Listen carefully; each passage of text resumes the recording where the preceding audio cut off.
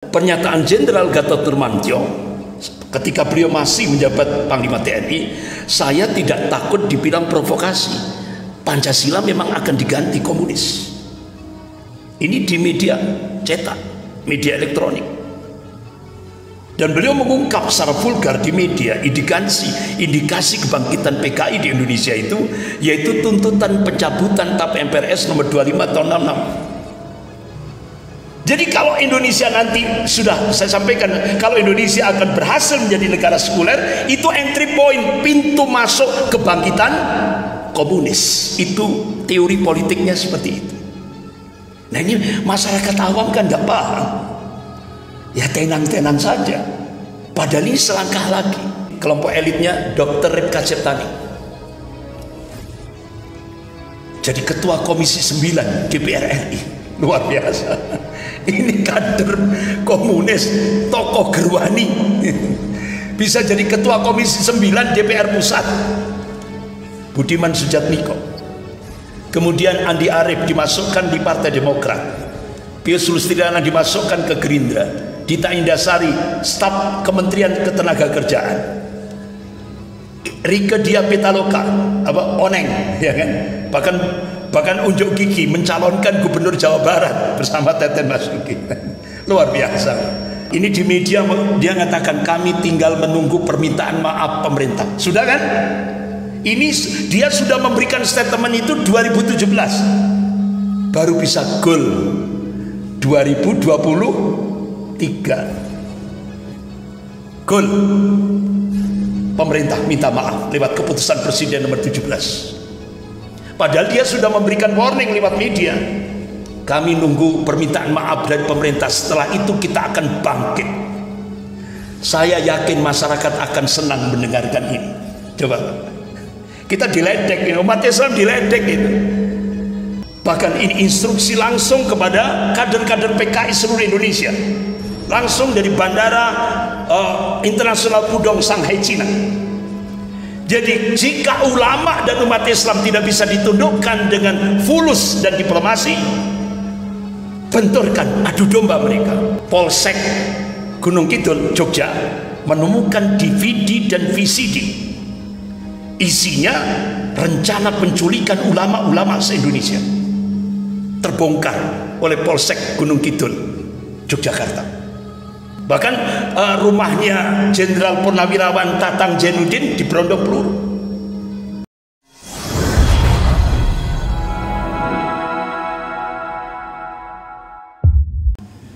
Assalamualaikum warahmatullahi wabarakatuh. Innal hamdalillah nahmaduhu wa nasta'inuhu wa nastaghfiruh wa na'udzu billahi min shururi anfusina wa min sayyiati a'malina. May yahdihillahu fala mudilla lahu wa may yudlil fala hadiya lahu. Asyhadu an la ilaha illallah wahdahu la syarika lahu wa asyhadu anna Muhammadan abduhu wa rasuluh. Ya ayyuhalladzina amanu taqullaha haqqa tuqatih wa la tamutunna illa wa antum muslimun. Ya ayyuhan nasu taqu rabbakum alladzi khalaqakum min nafsin wahidah wa khalaqa minha zawjaha wa batha minhuma rijalan katsiran wa nisaa'a wattaqullaha alladzi tas'aluna bihi wal arham innallaha kana 'alaykum raqiba. Ya ayyuhalladzina amanu taqullaha wa qulu qawlan sadida yuslih lakum a'malakum wa yaghfir lakum dhunubakum wa may yuti'illaha wa rasulahu faqad faza fawzan 'azima. Amma ba'd, fa inna asdaqal hadis kitabullah wa khairul hadi hadi Muhammadin sallallahu alaihi wasallam wa syarrul umur muhdatsatuha wa kullu muhdatsatin bid'ah wa kullu bid'atin dhalalah wa kullu dhalalatin finnar. Ma'asyiral muslimin rahimakumullah, kita melanjutkan bahasan kita tentang masalah ummah, problematika umat lebih khusus di Indonesia. Sebagaimana Allah sudah menegaskan dalam surah Al-Fat ayat 23, A'udzubillahi minasyaitonir rajim, sunnatullahi allati qad khalat min qabl wa lan tajid sunnahi tabdila. Kata Allah, sunatullah itu sudah berlaku sejak dulu, dan kalian tidak akan pernah melihat, menyaksikan perubahan akan sunatullah. Artinya Allah menegaskan sejarah akan berulang, yang membedakan warna dan kualitasnya. Bapak-bapak, ibu-ibu yang dimuliakan Allah, di Indonesia sudah terjadi peristiwa yang sangat tragis sejak 1926, 1948, puncaknya 1965. Sejarah berulang, yang membedakan warna dan kualitasnya. Ini yang berbicara pertama yaitu Panglima TNI yang dulu, yaitu Bapak Jenderal Gatot Nurmantio. Masih beliau menjabat sebagai Panglima TNI. Bahkan 2 kali saya dipanggil oleh beliau. Yang pertama di sebuah hotel bintang 5 di Surabaya. Kemudian saya dipanggil terakhir kira-kira 2 bulan yang lalu di sebuah villa di Prigen, Pasuruan. Banyak informasi-informasi yang saya dapatkan, tapi beliau mewanti-wanti, Ustadz, tolong jangan disampaikan ke publik, karena itu rahasia negara. Sehingga akhirnya sampai malam hari saya sampai di rumah, yang saya renungkan itu saya sampai nangis, Pak. Malam hari itu nangis. Artinya, ya Allah, kira-kira kalau ini tidak ada yang mencegah, bagaimana nasib anak cucu kami, ya Allah? Apakah masih bisa mentauhidkan Engkau, ya Allah? Ini yang menjadi bukan masalah dunia, tapi masalah yang sangat vital, yaitu tauhid. Apalagi Deputy Presiden, unit Deputy Presiden itu di Hotel Arya Duta Jakarta sebelah Patung Tani itu secara vulgar menyatakan sekarang di Indonesia boleh ideologi ateis, diperbolehkan, ya kan? Bahkan murtad pun boleh. Begitu gampangnya dia memberikan statement di depan pemuda-pemuda seluruh Indonesia di Hotel Arya Duta Jakarta. Padahal konsekuensi murtad itu luar biasa. Coba Allah ingatkan dalam surah Al-Maidah itu ya, surah Al-Maidah, surah Al-Baqarah ayat 217. A'udzubillahi minasyaitonir rajim. Mayatadda minkum andini. Barang siapa yang murtad, keluar dari agama Allah, fayamutu wa huwa kafir, sampai mati dia tetap dalam keadaan kafir, fa ulaika habitat a'malum fid dunya wal akhirah, maka sia-sia amalan mereka dalam kehidupan dunia dan kehidupan akhirat. Ulaika ashabun nar, mereka calon penghuni neraka, hum fiha khalidun, selama-lamanya.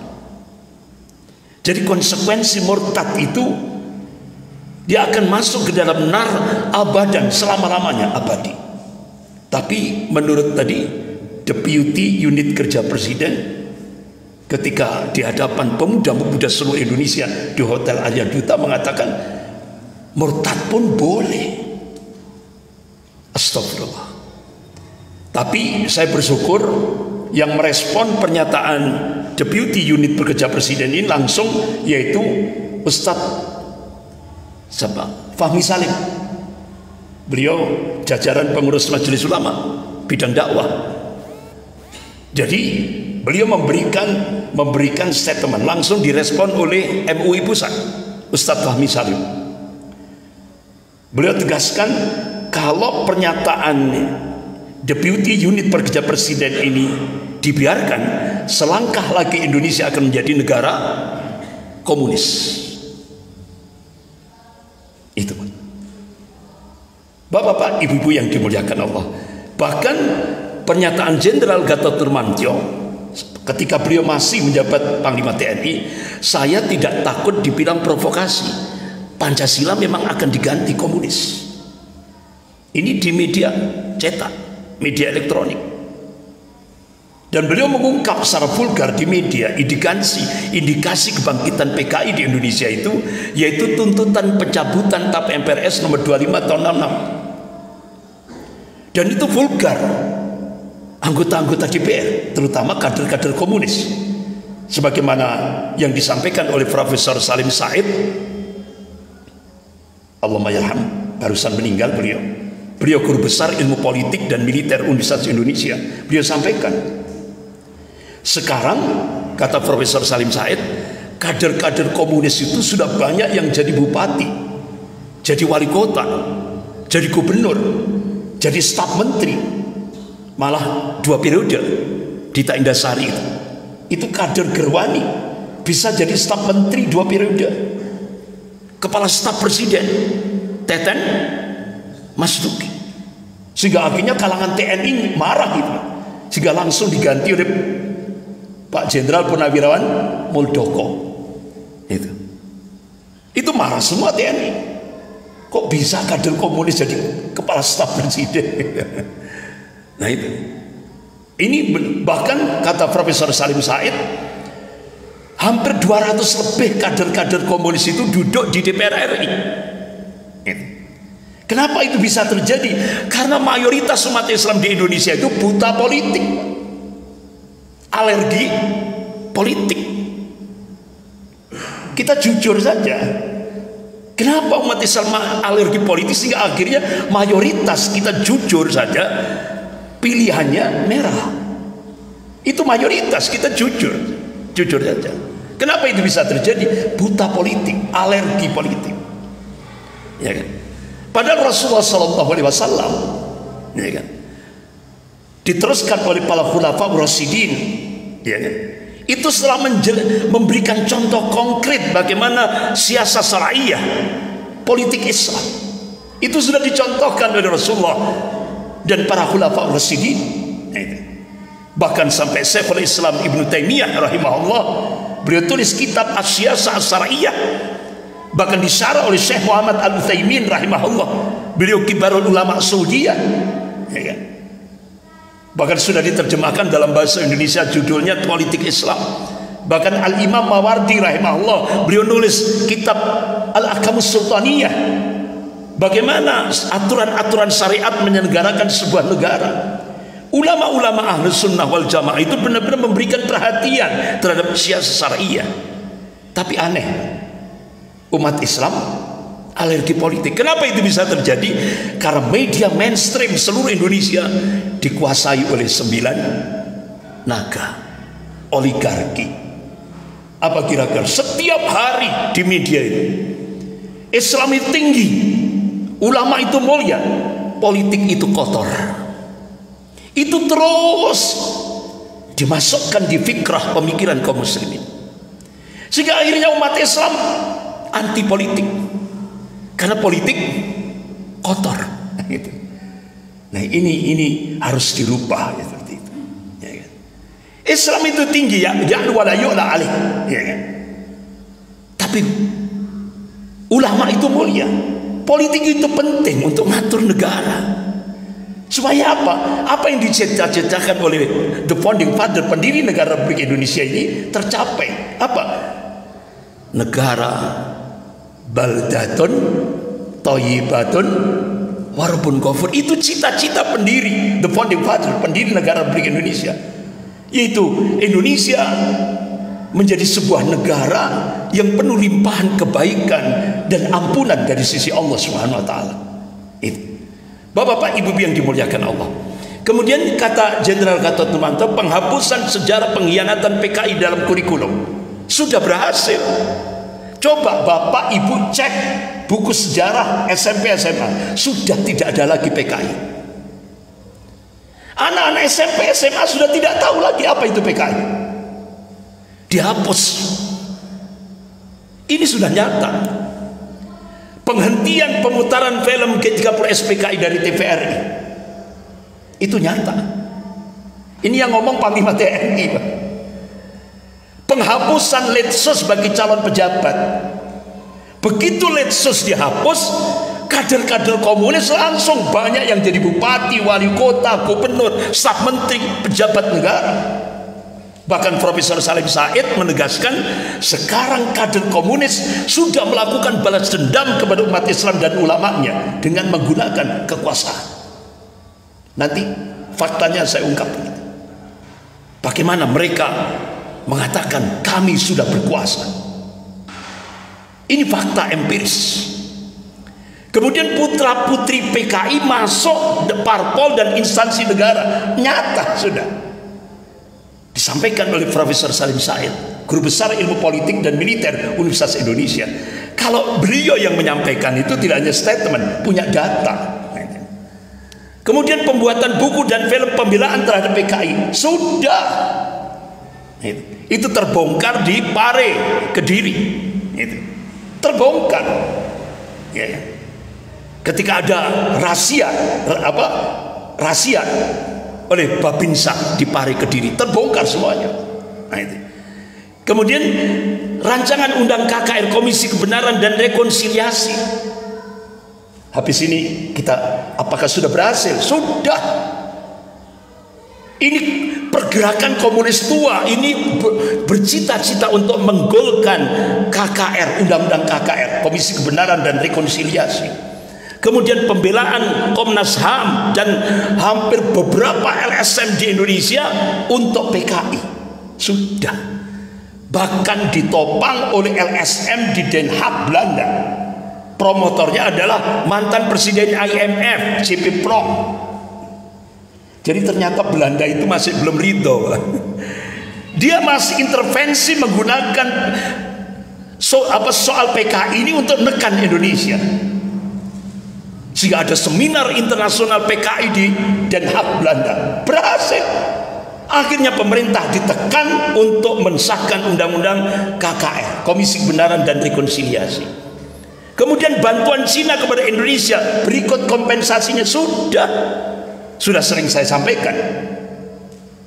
Partai Komunis Cina memberikan bantuan tahap pertama 647 triliun. Apakah itu gratisan? Tidak. Tidak ada istilah freelance, makan siang gratis. Cina ada syarat thick and thin. Cina memberikan bantuan hutang pada Indonesia tahap pertama 647 triliun, ada dua syarat. Syarat yang pertama itu termaktub dalam sebuah nota diplomatik dengan kode referensi Beijing 1448. Isinya apa? Pemerintah Cina akan melakukan mempercepat akselerasi menjadikan Indonesia menjadi sebuah negara sekuler. Artinya agama dipinggirkan dan kehidupan berbangsa dan bernegara.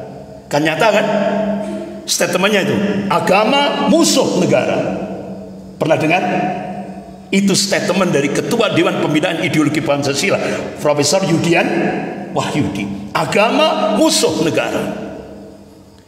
Bahkan muncul roadmap pendidikan nasional oleh Menteri Pendidikan dan Kebudayaan Pak Nadiem Makarim. 2020-2035 sudah tidak ada lagi agama. Makanya seringkali di beberapa masjid itu saya seringkali melontarkan, ini tolong pondok-pondok pesantren harus siap menampung. Kenapa? Banyak nanti keluarga-keluarga muslim akan memasukkan putra-putrinya ke pondok pesantren. Kenapa? Lembaga pendidikan sosial, lembaga pendidikan nasional sudah dibersihkan dari agama. Ini. Bahkan muncul peraturan pemerintah, sudah tidak ada lagi mata pelajaran Pancasila dan mata pelajaran bahasa Indonesia. Sampai akhirnya Indonesia government to government, tanda tangan. Apa Pak? Poin ke-7, generasi muda, generasi Indonesia wajib berbahasa Cina. Itu kesepakatan Indonesia dan Cina.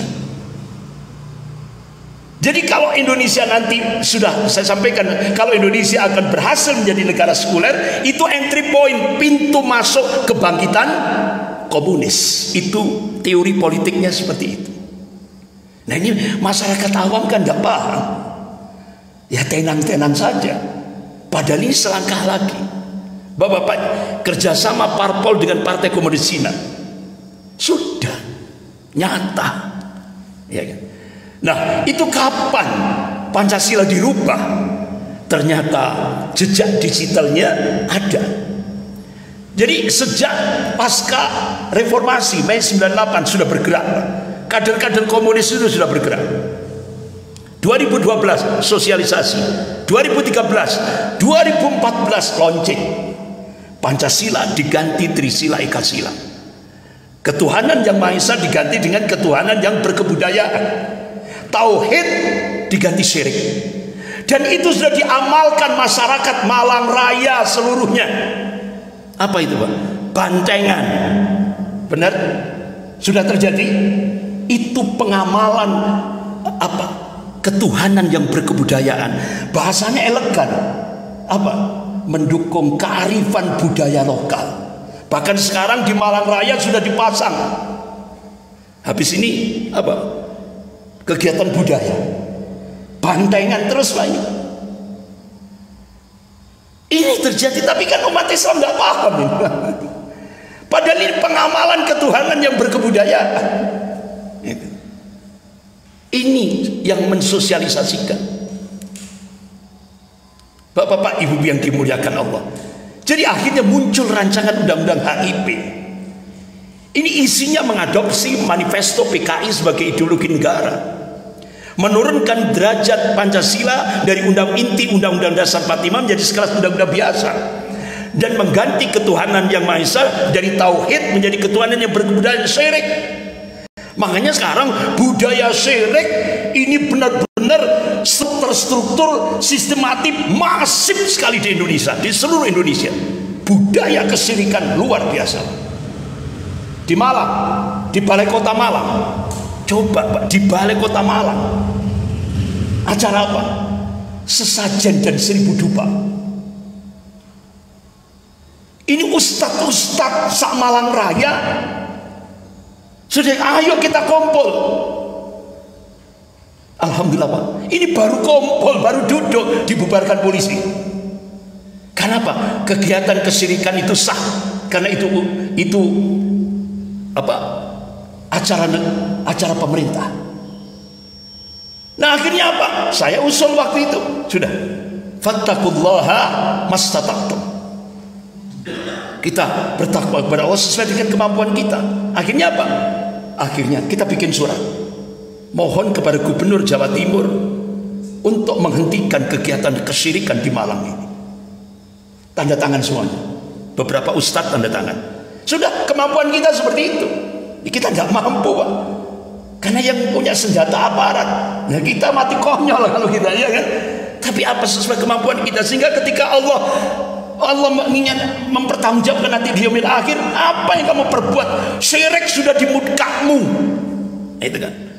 Kita bolak-balik kemana-mana, dakwah tauhid terus kita gerakkan, tapi kesyirikan ada di hadapan kita.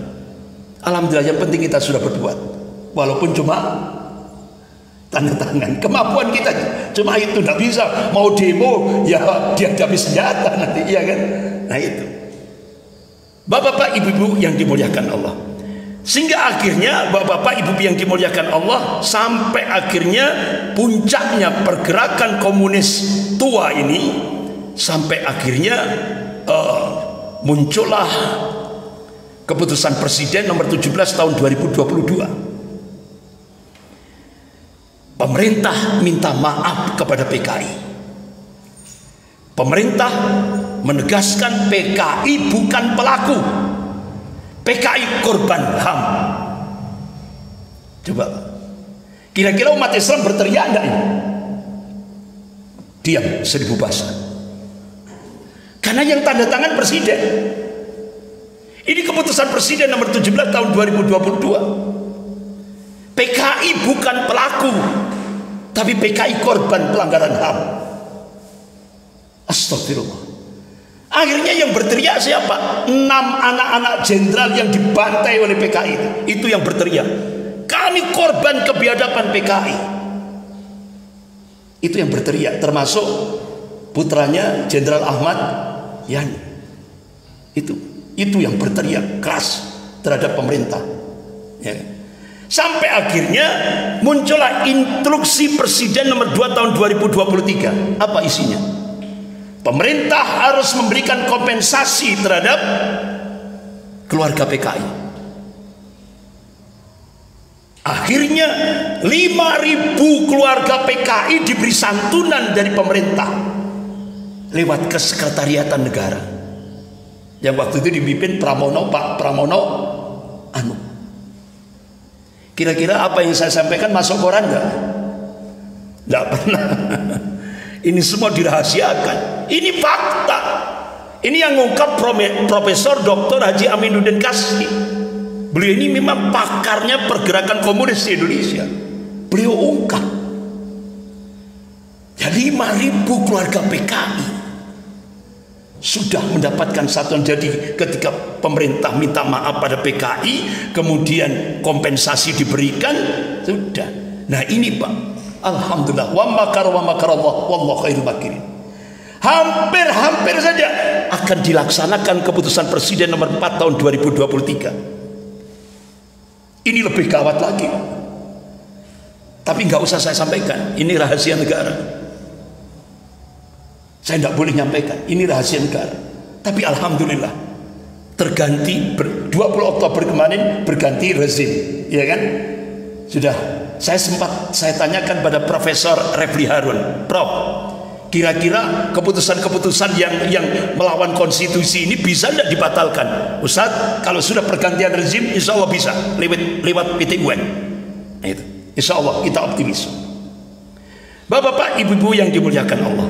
Jadi pergerakan komunis gaya baru ini memang ditopang oleh 4 komponen: kelompok tua, kelompok elit, kelompok muda, Komisi Sentral PKI yang baru, ya.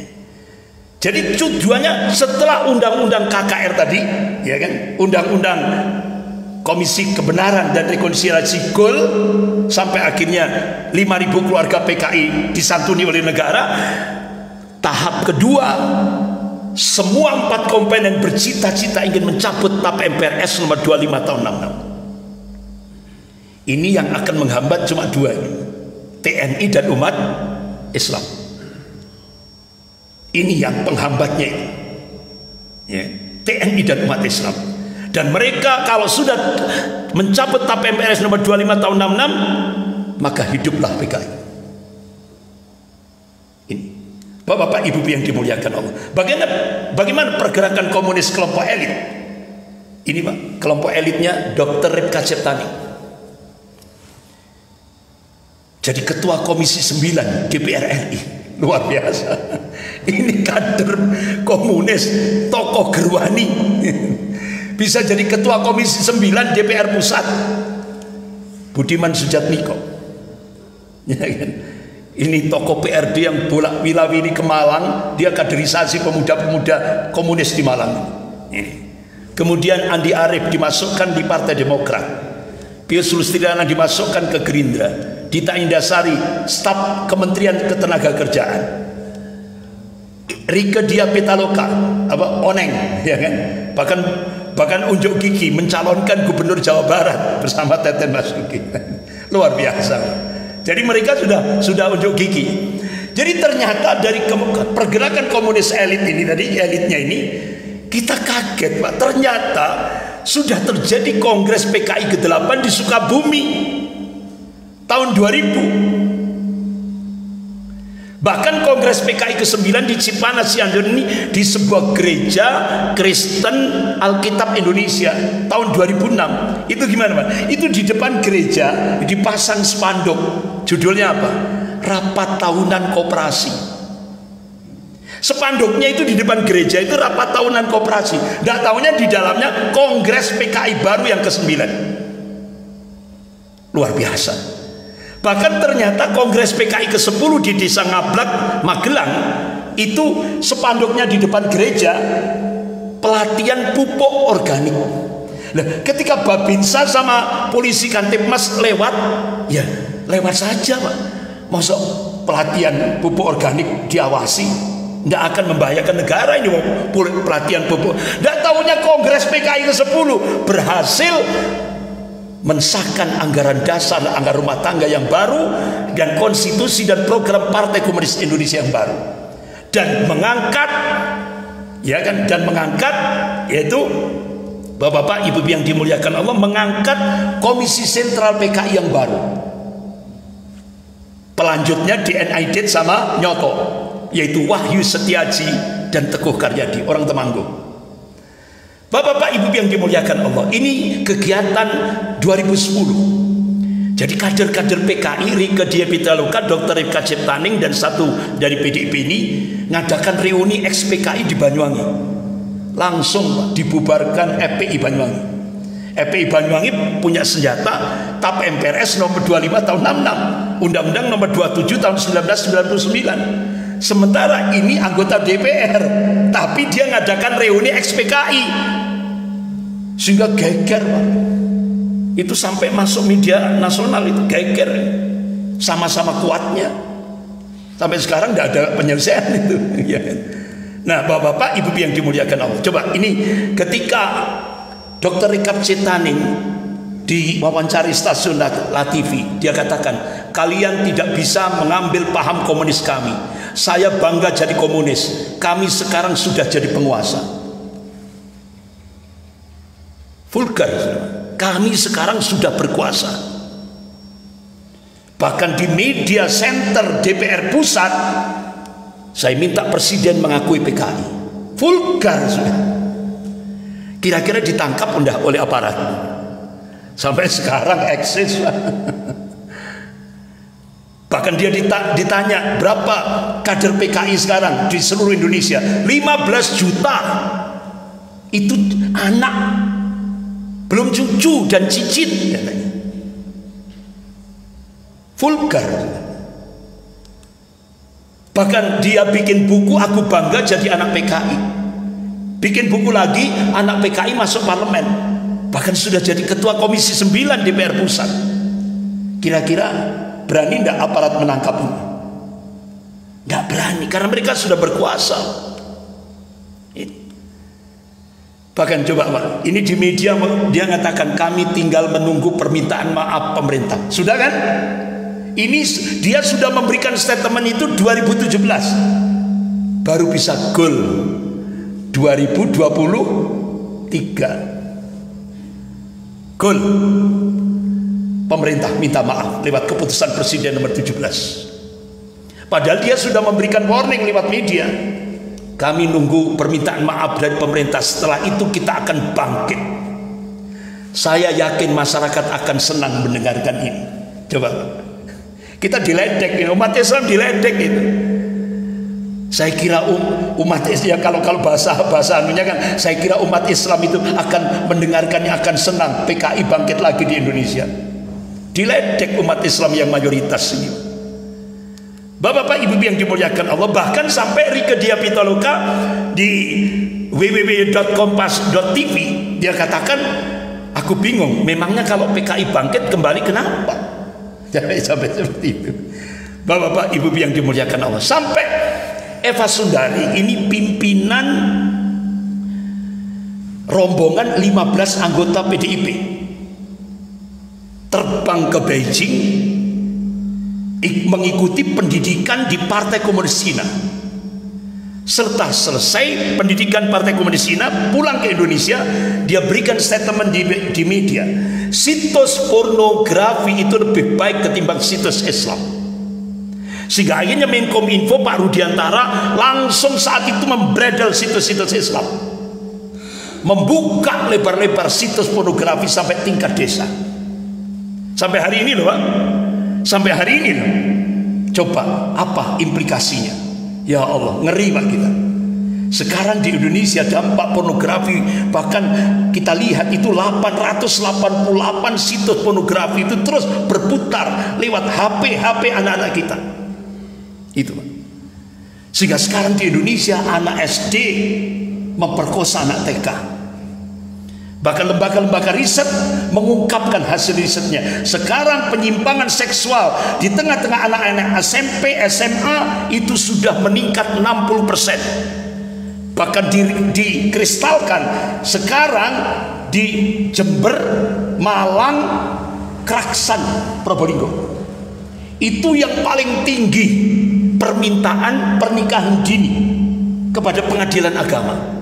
Kenapa? Karena hamil duluan. Ini dampak dari pornografi.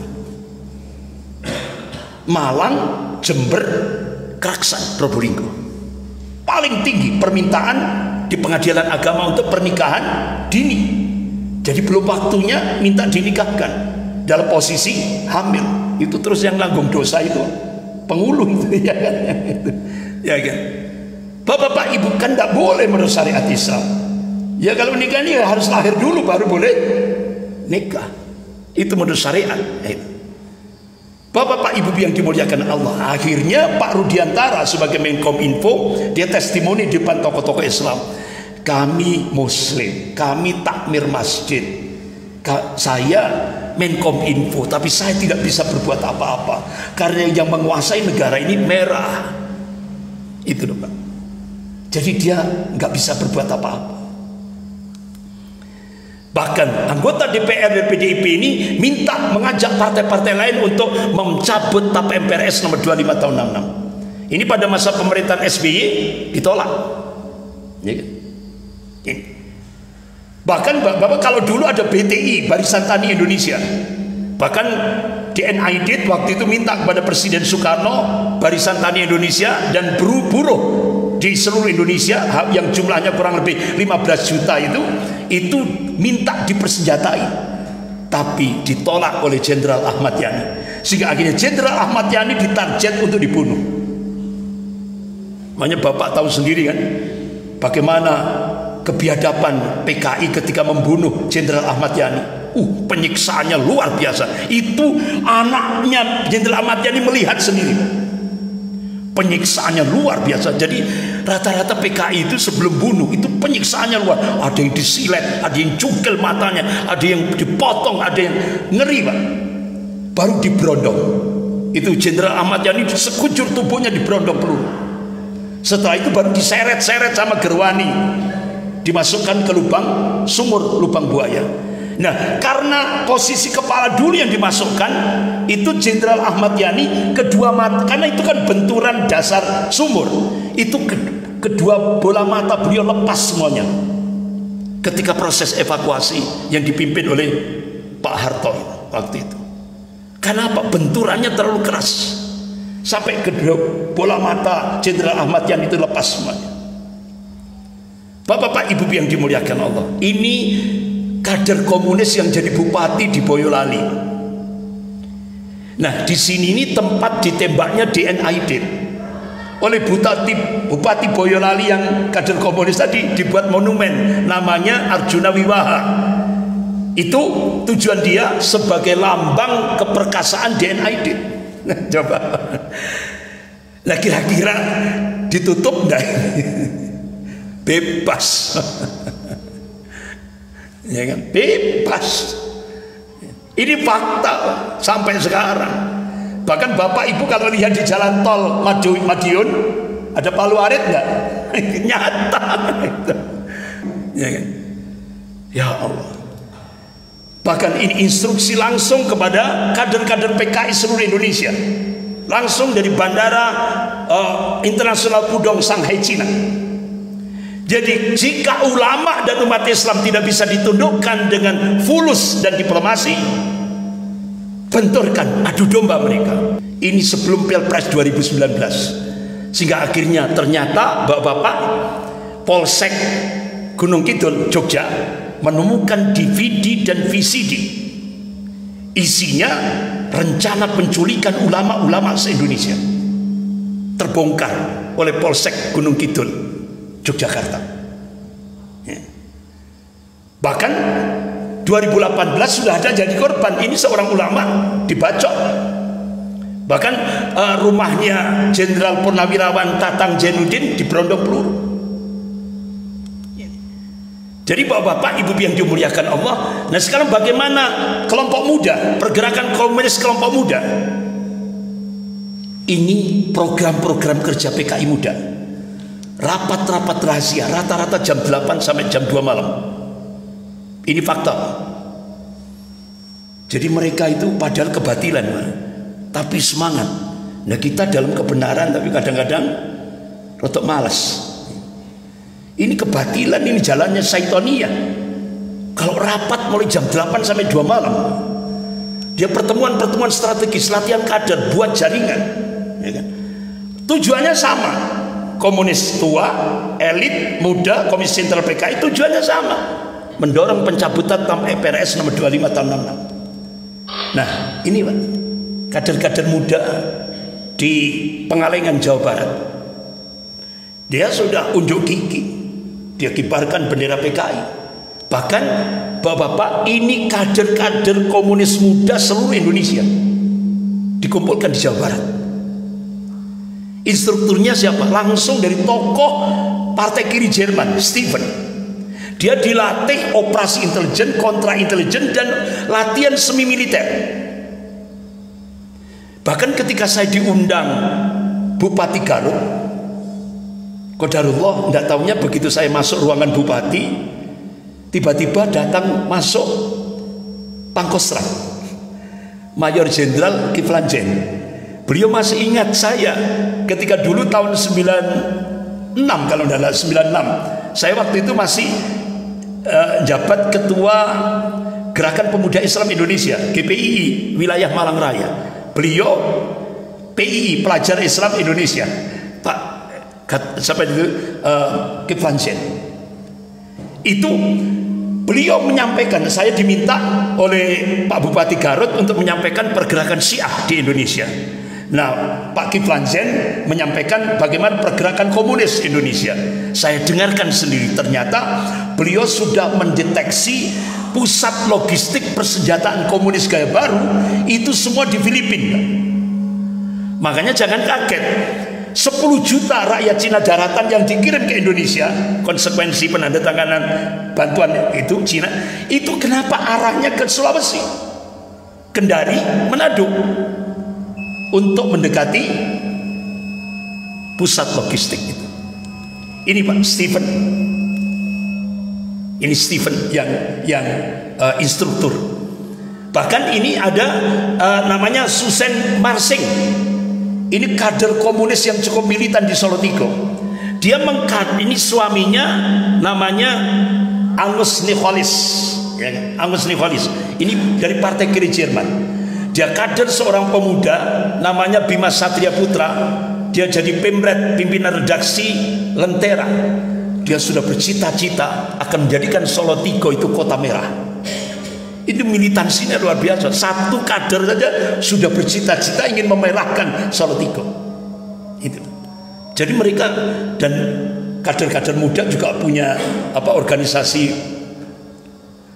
naik gunung itu apa namanya? Panjat. Ya, naik gunung ya. Ini. Bahkan ini di Blitar Selatan. Bahkan penyusupan itu sudah banyak. Bahkan bapak ibu yang dimuliakan Allah, Kiai Haji Hasyim Mujadi, Allahumma yarham, sebelum beliau wafat, beliau sempat memberikan statement. Itu kader-kader PRD itu dimasukkan ke ormas-ormas pemuda, ormas mahasiswa. Salah satu diantaranya PMII. Itu dimasuki oleh kader PRD. Sudah Pak, istilah Pak Kiai Hasyim Mujadi, kenapa kader-kader komunis masuk di ormas-ormas pemuda Islam? Tujuannya apa? KKM, kerja di kalangan musuh. Bapak-bapak, ibu-ibu yang dimuliakan Allah, itulah beberapa hal yang perlu kita ketahui bersama. Jadi bahkan sampai penyusupan itu masuk ke pondok-pondok pesantren. Sebagai penutup, bapak-bapak, ibu yang dimuliakan Allah, saya tanggal 29 September kemarin saya diundang di Jember, tablik akbar di Jember untuk mengungkap tentang pergerakan komunis. Saya sampaikan, tolong tokoh-tokoh umat Islam di Jember anti waspada. Kenapa? Karena ternyata ada perintah dari Komisi Sentral PKI yang baru, Wahyu Setiaji dan Teguh Karyadi, semua kader-kader wanita PKI wajib pakai jilbab dan wajib masuk ke pesantren-pesantren. Saya tunjukkan fotonya, Pak, di Jember itu. Saya tunjukkan fotonya. Ini mereka sudah masuk di pesantren-pesantren pakai jilbab. Siapa yang mendanai? Itu partai kiri Jerman. Yang mendampingi siapa? Bejo Untung, itu tokoh komunis tua yang dia afiliasinya ke Cina dan 9 naga. Itu.